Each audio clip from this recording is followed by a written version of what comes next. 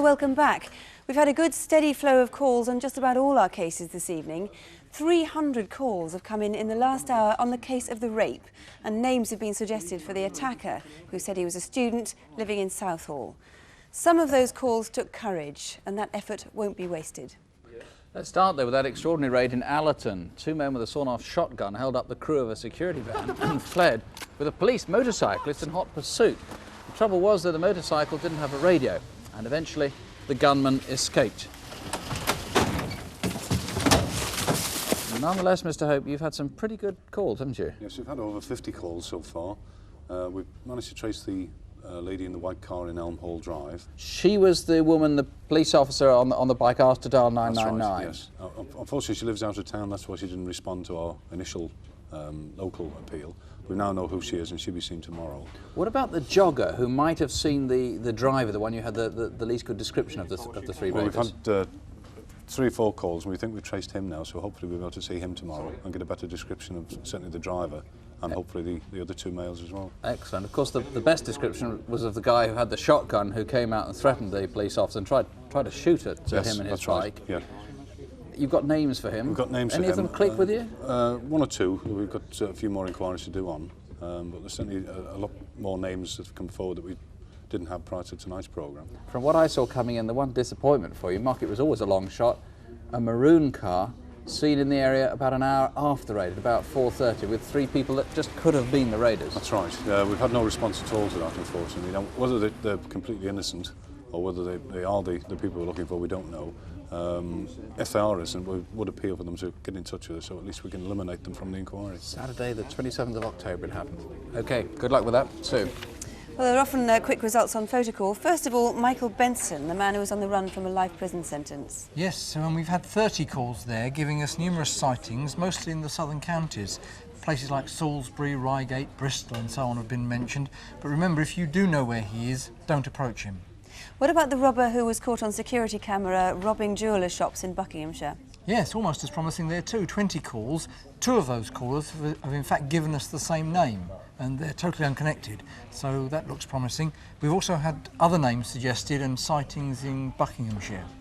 The third one was Dave Jowry, who police feel might have some information on a large sum of money stolen from Morden Station. Yes, until a few minutes ago we had 17 calls there, and I wasn't terribly optimistic. Something has happened and I'm now much more optimistic. I'm not going to say any more. Right. And finally, there was the smiling man who didn't return the video camera he hired. Yes, 40 calls on him.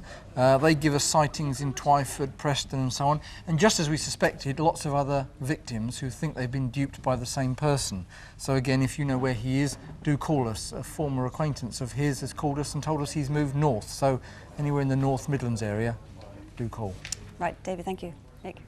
Well, now Aladdin's Cave, the store of unclaimed treasure. Who did it belong to? Do we know? Well, once again, Nick, it's those objects in the background that have got everybody's attention. This barometer, for example, it's Georgian, I'm sure, but I think it could be George V. I'm pretty sure it's a reproduction. But the Rosewood, Davenport, 2 people firmly convinced that it's theirs.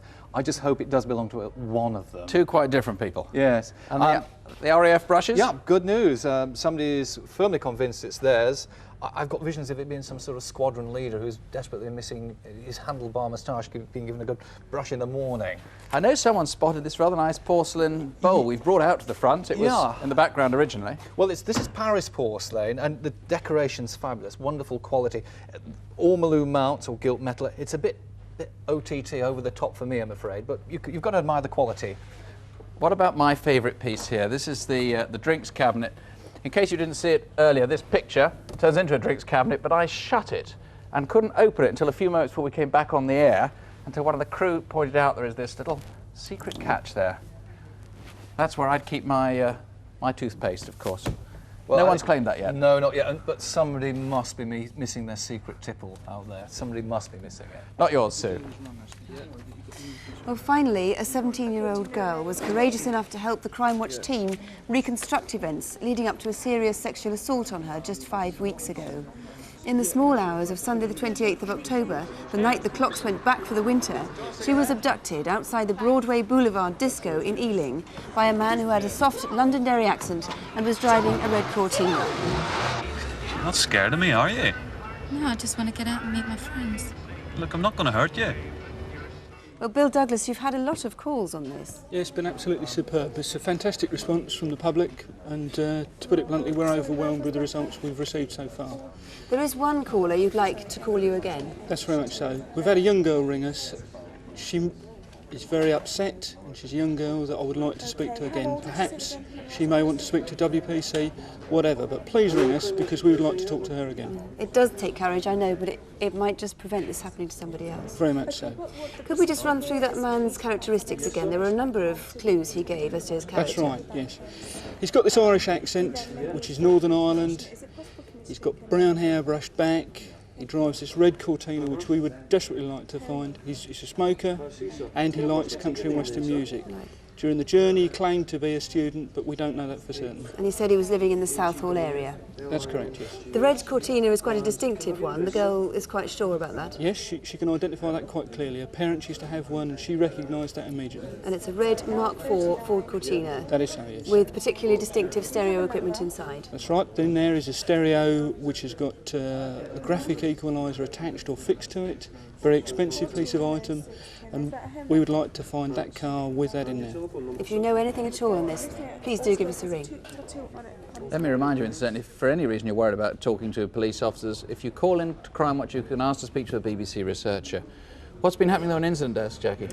Well, the first case, the boiler suit raid, we've had 22 calls so far. Very good response, especially on that distinctive blue boiler suit with the lapel that had been cut away. And a couple of names for the E-fit. Remember, he was the gunman that we were looking for. This was the raid in Cheltenham, the end of October. That's right. And in fact, a PC from Wales has rung us saying he's investigating an incident which he feels is linked with this one. So hopefully that'll help. And the series of rapes in South London? Yes, we've had a possible witness to a similar incident. They think they saw a man similar to our man fighting with a victim. A possible victim has rung in. She was attacked in 1988. Very brave of her to come forward. We've had many sightings of him in Battersea, but if you have seen him, please do ring us. OK, and the designer label leather goods and clothing that fell off the back of a lorry? Only a fair response. Someone has in fact offered a person a Guy Ritchie tie, and they may be able to identify the seller, so fingers crossed. And we've had reports of similar clothing being sold in markets, etc., but we still need your help to find out where this stuff is. Jackie, thank you. Well, that's just about all we have time for now. The lines here at the studio will be closing in about 15 minutes' time, but you'll see other numbers on your screen in a moment. We, of course, will be back next year now, on January the 17th, 1991.